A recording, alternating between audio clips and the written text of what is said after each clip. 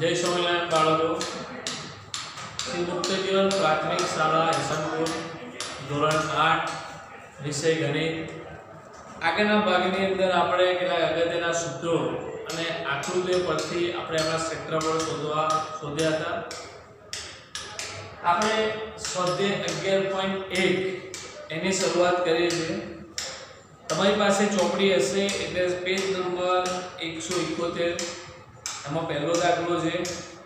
પહેલા દાખલાની અંદર તમને પૂછવામાં આવે છે કે અહીં આકૃતિમાં એક ચોરસ અને એક લંબચોરસ ખેતર તેમના માપ સાથે આપેલા છે।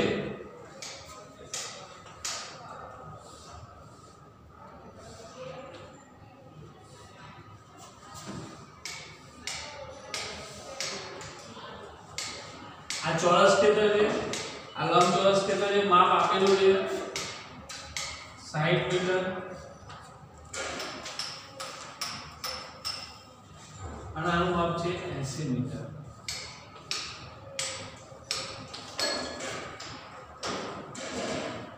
આ બંને ખેતરોની પરિમિતિ સરખી છે। ધ્યાન રાખજો, મહત્વનું શું છે કે બંને ખેતરોની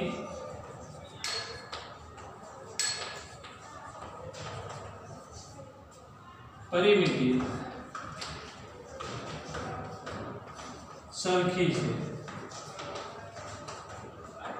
એટલે કે ચોરસ ખેતરની પણ પરિમિતિ સરખી છે, લંબચોરસ ખેતરની પરિમિતિ સરખી છે, તો કયા ખેતરનું ક્ષેત્રફળ વધારે હશે? એનો મતલબ કે તમારે ચોરસનું ક્ષેત્રફળ એટલે કે ચોરસ ખેતરનું ક્ષેત્રફળ અને લંબચોરસ ખેતરનું ક્ષેત્રફળ શોધવાનું છે। આગળના ભાગની અંદર મેં તમને ચોરસના ક્ષેત્રફળનું સૂત્ર લખાવ્યું હતું લંબાઈ ગુણ્યા લંબાઈ, લંબચોરસ ખેતરનું સૂત્રફળ લખાવ્યું હતું લંબાઈ ગુણ્યા પહોળાઈ। તમે જોશો કે ચોરસમાં લંબાઈ આપેલી છે પણ લંબચોરસમાં જોશો તો ફક્ત તમને એક જ માપ આપેલું છે, એનો મતલબ કે તમને ફક્ત લંબાઈ આપેલી છે, પહોળાઈ આપી નથી। તો એનો મતલબ કે તમારે એ પહોળાઈ શોધવી પડે। એ શોધવા પહેલા આપણે અહીંયા જે દાખલો આપણે ખેતરનું ક્ષેત્રફળ, તો સૌથી પહેલા તો આપણે એવું જોયું કે બંને ખેતરોની પરિમિતિ સરખી છે, એટલે આની પણ પરિમિતિ સરખી છે, આની પણ પરિમિતિ સરખી છે, બંને પરિમિતિ સરખી જ આવે। તો સૌથી પહેલા આપણે ચોરસની પરિમિતિ શોધી કાઢીએ કે ભાઈ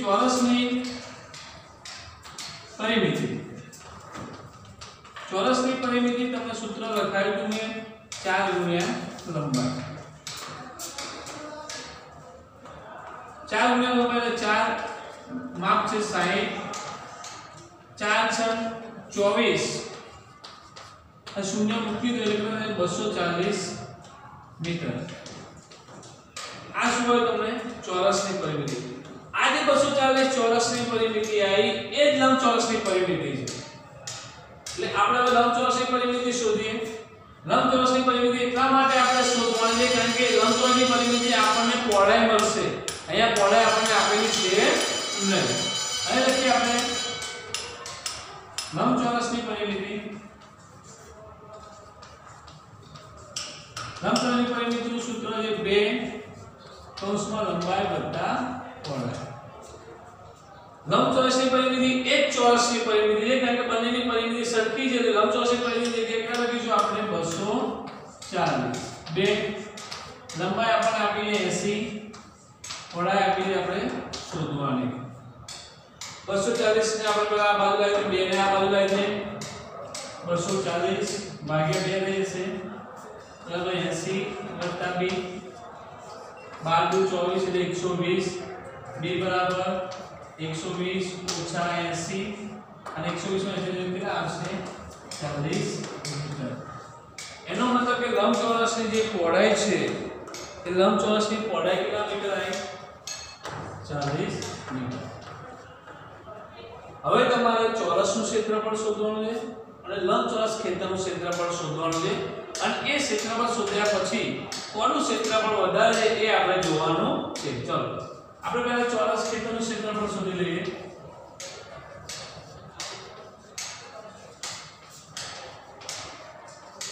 ખેતર સૂત્ર લખાયું હતું લંબાઈ ગુણ્યા લંબાઈ,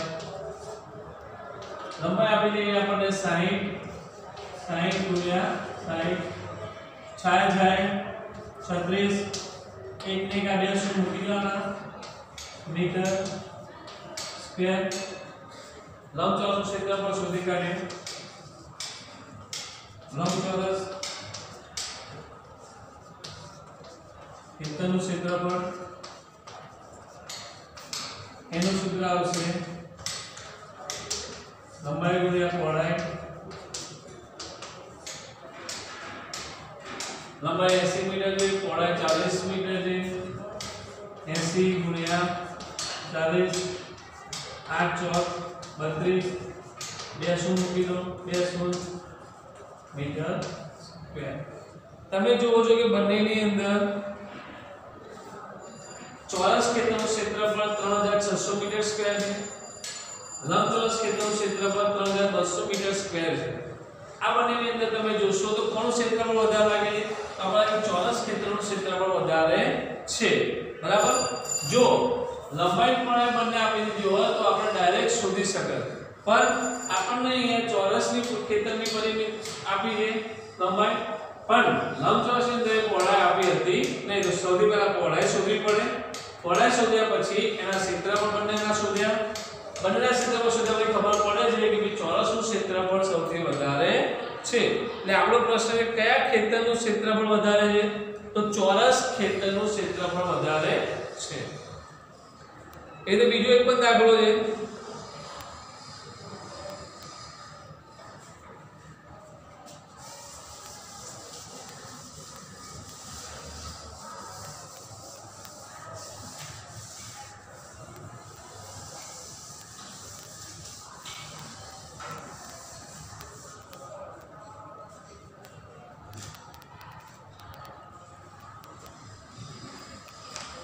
શ્રીમતી કૌશિકનું આકૃતિમાં બતાવ્યા મુજબ માપનો એક ચોરસ પ્લોટ છે તે પ્લોટના મધ્ય ભાગમાં મકાન બનાવવા માંગે છે મકાનની ફરતે બગીચો વિકસાવે છે બગીચો વિકસાવવાનો ભાવ 55 પ્રતિ ચોરસ મીટર હોય તો મકાનની ફરતે બગીચો વિકસાવવાનો કુલ ખર્ચ કેટલો થાય સૌથી અહીં આકૃતિ તમને આપેલી છે આપણે આકૃતિ દોરીએ છીએ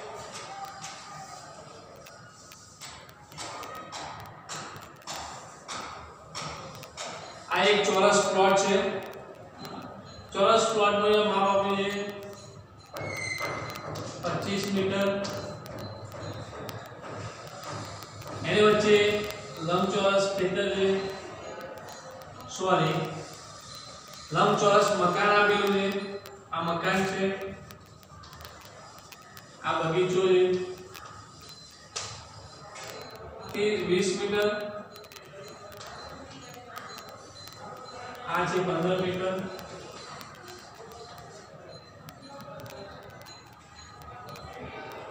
તો બગીચા વિકસાવવાનો કુલ ખર્ચ કેટલો થશે હવે બગીચો બનાવવાનો છે બગીચો બનાવવાનો ખર્ચ શોધવાનો છે પણ સૌથી પહેલા તો એ વિચારવા જેવું એક બગીચો જે છે બનાવવાનો છે એ બગીચાનું માપ આપણી પાસે નથી તો તમારી પાસે ચોરસ પ્લોટનું માપ છે એની અંદર બનાવેલા મકાનનું માપ છે બરાબર છે પણ આ જે ચારે બાજુ બગીચો જે છે આ બગીચો એનું માપ આપણને આપેલું છે નહીં એનો મતલબ કે તમારે માપ શોધવું હોય તો તમારે ચોરસ પ્લોટનું ક્ષેત્રફળ શોધવું પડે પછી મકાન જે છે લંબચોરસ મકાનનું ક્ષેત્રફળ શોધવું પડે અને બંનેની બાદબાકી કરો એટલે તમને બગીચાનું ક્ષેત્રફળ તમને મળે તો સૌથી પહેલા આપણે ચોરસ પ્લોટનું ક્ષેત્રફળ શોધીશું અહીં લખીશું ચોરસ પ્લોટનું ક્ષેત્રફળ ચોરસ પ્લોટનું માપ આપણને આપ્યું છે 25 મીટર તે સૂત્ર આવશે લંબાઈ ગુણ્યા લંબાઈ તે 25 ગુણ્યા 25 25 ગુણ્યા 25 કરશો એટલે થશે 625 મીટર સ્ક્વેર એ સિવાય આપણે લંબચોરસ મકાન છે તો આપણે લંબચોરસ મકાનનું ક્ષેત્રફળ શોધીશું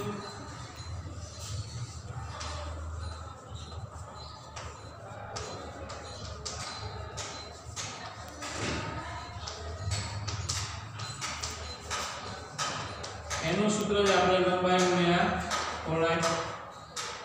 લંબાઈ ગુણ્યા પહોળાઈ કરીશું બરાબર એટલે 20 ગુણ્યા 15 15 દુ 30 એટલે 300 મીટર સ્ક્વેર. ચોરસ પ્લોટનું ક્ષેત્રફળ આવી ગયું. આ જે મકાનની જગ્યા છે એનું ક્ષેત્રફળ આવી ગયું. હવે બગીચાનું ક્ષેત્રફળ શોધવાનું થાય એટલે એનો મતલબ કે તમારે ચોરસ પ્લોટ છે તે અને આ લંબચોરસ મકાનની જગ્યા છે એનું ક્ષેત્રફળ બાદ કરો એટલે તમને ચોરસનું ક્ષેત્રફળ મળી જાય. તો ચોરસનું ક્ષેત્રફળ બરાબર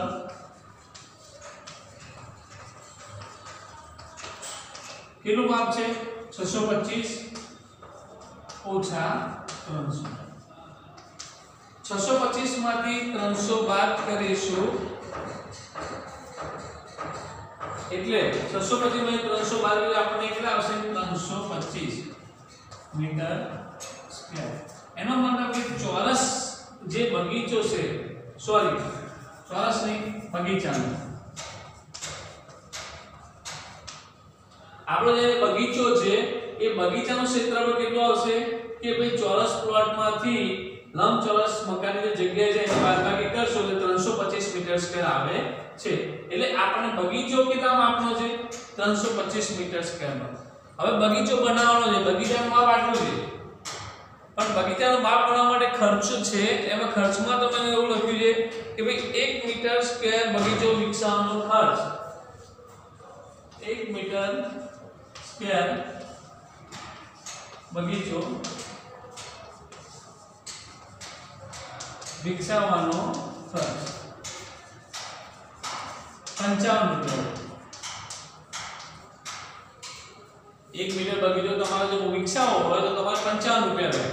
તો આપણી પાસે બગીચાનું માપ કેટલું છે 325 મીટર સ્ક્વેર માટે 325 મીટર સ્ક્વેર બગીચો વિકસાવવાનો ખર્ચ બરાબર કેટલા રૂપિયા. તો 325 ગુણ્યા 55 છેદમાં 325 ગુણ્યા 55 કરવા પડશે.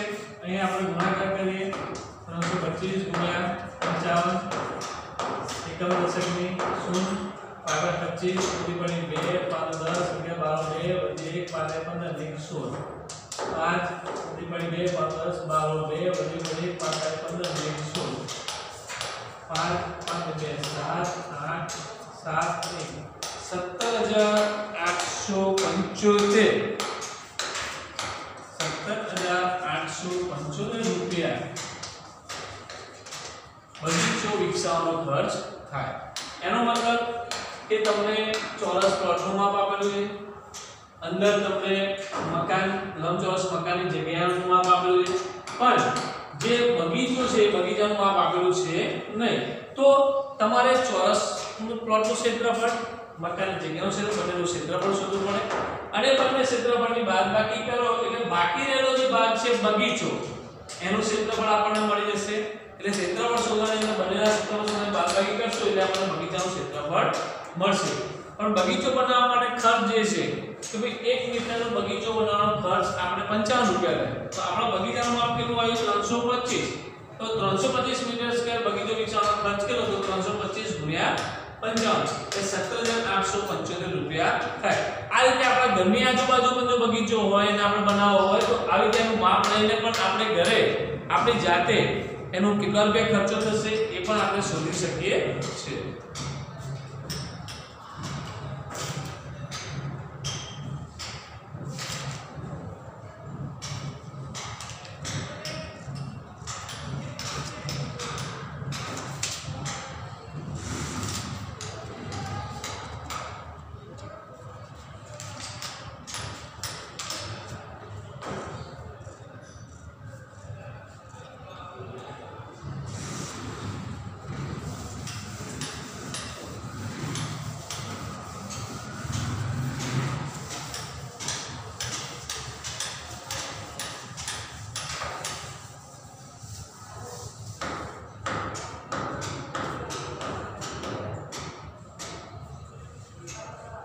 આગળ દાખલો છે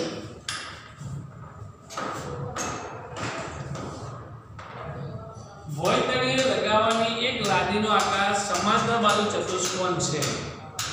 તેની પાયાની લંબાઈ 24 સેમી અને આનુષંગિક ઊંચાઈ 10 સેમી. 1080 ચોરસ મીટર ભોંય તળિયે ઉપર મુજબની લાદી લગાવવાની હોય તો કેટલી લાદી જોઈશે? ભોંય તળિયાના ખૂણાને લાદીથી ભરવા માટે જરૂર મુજબ લાદીને કોઈપણ આકારમાં તમે કાપી શકો છો.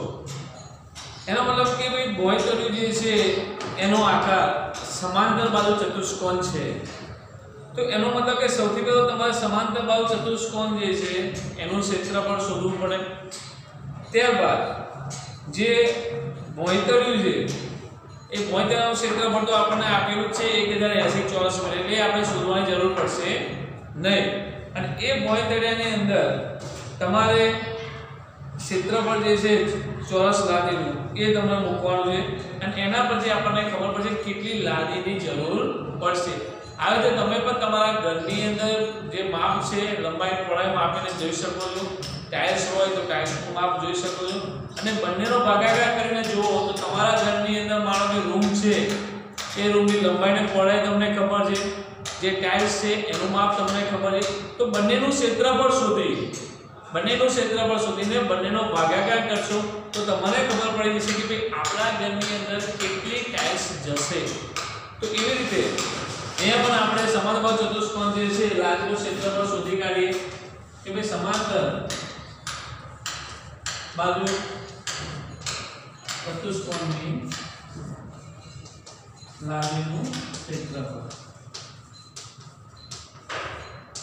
સમાંતર બાજુ ચતુષ્કોણની લાદીનું ક્ષેત્રફળ મેં તમને લખાવ્યું હતું કે પાયો ગુણ્યા આનુષંગિક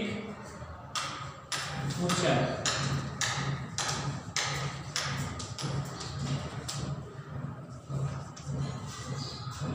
પાયો તમને આપેલો છે 24, ઊંચાઈ તમને આપેલી છે 10. પણ તમે જોશો લંબાઈ અને ઊંચાઈ બંને સેમીમાં આપેલી છે અને ક્ષેત્રફળ તમને મીટરમાં આપેલું છે. તેનો મતલબ કે તમારે આ જે સેમી છે એને મીટરમાં ફેરવવા પડે. તો સેમીને મીટરમાં ફેરવવા હોય તો બંનેને 100 વડે ભાગી કાઢો તો એ મીટરમાં આવી જાય. 24 સેમી બરાબર 24/100 મીટર બરાબર છે. એવી રીતે લંબાઈ જે છે 10 સેમી બરાબર 10/100 મીટર. સેમીને મીટરમાં ફેરવવા હોય એટલે કે નાના એકમમાંથી મોટા એકમમાં ફેરવવા હોય તો 100 વડે તમારે ભાગવા પડે એટલે મીટરમાં બની જશે. 24 ગુણ્યા 10 છે, ભાગ ઉડાડવો તો ઉડાડી શકીએ છીએ બરાબર, અને ના ઉડાડવો હોય આ પ્રમાણે આખું હોય બરાબર. તો 0 24 છેદમાં 3 છે 1000 મીટર. 24/1000 metre square. આ સમાંતર બાજુ ચતુષ્કોણ જે છે એ લાદીનું ક્ષેત્રફળ આવી ગયું. હવે ભોંય તળિયાનું ક્ષેત્રફળ તમારી પાસે છે તો તમારે જરૂરી લાદી એટલે કેટલી લાદીની જરૂર પડશે? તો જરૂરી લાદી બરાબર ઉપર આવશે ભોંય તળિયાનું ક્ષેત્રફળ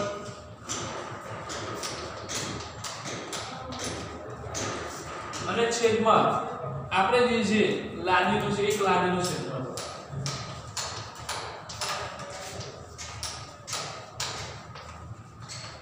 ભોંય તળિયાનું ક્ષેત્રફળ આપણને આપ્યું છે 1080.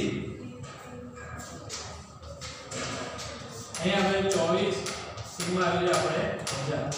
કૌંસમાં એનો ઉપર લઈ લઈએ આપણે 1080 ગુણ્યા 1000 ઉપર લઈ લઈએ એમાં કેટલા આવશે 24. 1080 ભાગ્યા 24 કરીશું એટલે 24 ગુણ્યા 45 કરીશું એટલે 1080 આવશે. 45 ગુણ્યા 1000 કેટલા આવશે 45000. એ 45000 લાદી ની જરૂર પડશે એટલે આપણે 45000 લાદી જોશે. એટલે આવી રીતે સમાંતર એક લાદીનું ક્ષેત્રફળ આપણે આવ્યું 24/1000 મીટર સ્ક્વેર. એ જે ભોંય તળિયાનું ક્ષેત્રફળ તો આપેલું જ છે અને ભોંય તળિયાનું ક્ષેત્રફળ આપણે બંનેનો તમે ભાગાકાર કરશો તો કેટલી લાદીની જરૂર પડશે એ આપણને ખબર પડી જશે.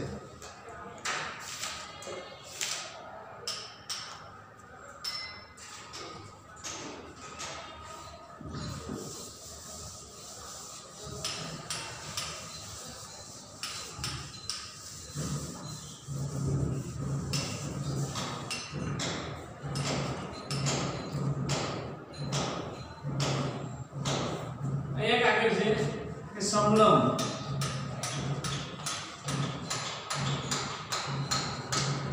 ચતુષ્કોણનું ક્ષેત્રફળ શોધો. સમલંબ ચતુષ્કોણનું ક્ષેત્રફળ શોધો. અહીંયા તમને આકૃતિ આપેલી છે, પેજ નંબર 173 નંબરના પેજ નંબર છે, બરાબર. એની અંદર તમને આકૃતિ આપેલી છે બે. આ બંને સમલંબ ચતુષ્કોણના ક્ષેત્રફળનું છે. બંનેની રીત એક સરખી છે, આપણે ગણાવીએ છીએ.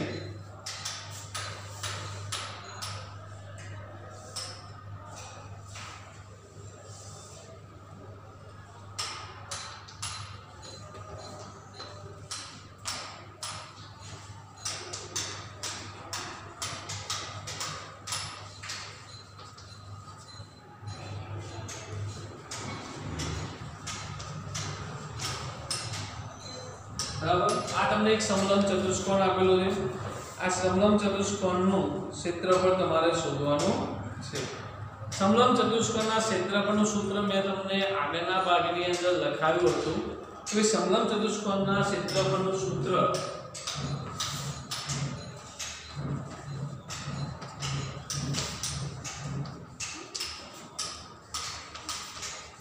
સૂત્ર 1/3 બરાબર ગુણ્યા સમાંતર બાજુઓનો સરવાળો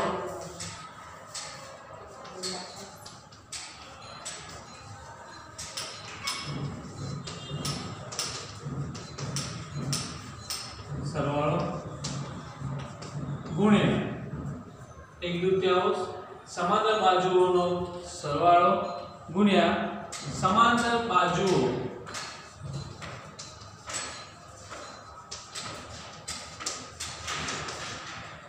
વચ્ચેનું લંબાઈ 1/3 તો લખી દેવાના છે. સમાંતર બાજુઓનો સરવાળો તમે જોશો તો આ બંને જે બાજુઓ જે છે એ બંને બાજુઓ સમાંતર છે. એટલે આ બંને બાજુઓ સમાંતર છે તો બંનેનો સરવાળો કરવાનો છે 9 + 7 ગુણ્યા તમને એમ કહેવાય કે સમાંતર બાજુઓ વચ્ચેનું લંબ અંતર. તો તમે જોશો તો આ સમાંતર બાજુઓ છે એની વચ્ચેનું આ લંબ અંતર છે એ કેટલું આપે તમને 3 સેમી.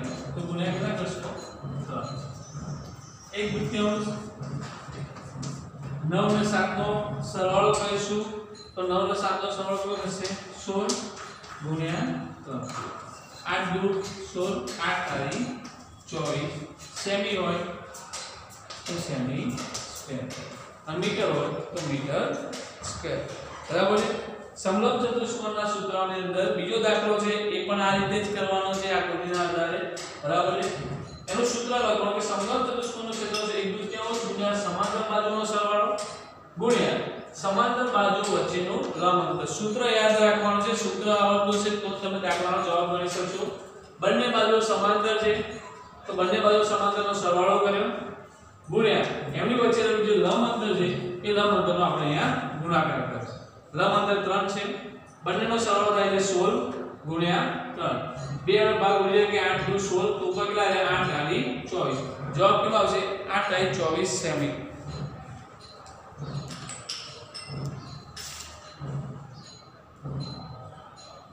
બરાબર છે. તો આ રીતે આપણે સ્વાધ્યાય 11.1 અને પેજ નંબર 173 ના જે દાખલા છે સમલંબ ચતુષ્કોણના ક્ષેત્રફળના આટલા સુધી આપણે પૂર્ણવિરામ રાખીએ છીએ. આ દાખલા જે આપણે ગણાવીએ આપણે ગણિતની નોટની અંદર પણ લખવાના છે. જય સ્વામિનારાયણ.